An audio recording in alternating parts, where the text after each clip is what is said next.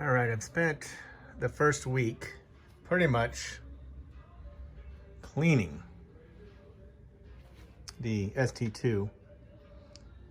Starting to get there. Still have a ways to go with that, but I'm gonna do my first modification. This is the dry clutch, and this is the stock cover. I am removing that cover and going with this open carbon fiber clutch cover. Should be approximately like that. But now that I'm exposing this to the world, this is the stock clutch pressure plate. I'm going to be removing that and replacing it with this billet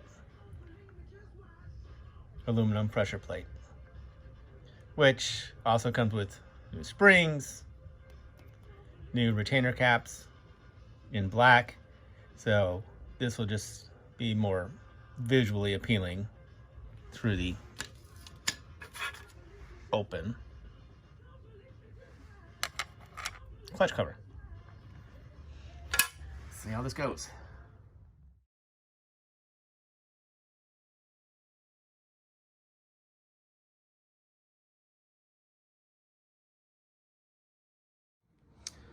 All right, so I'm gonna see if my clutch work is working properly. It's a live test.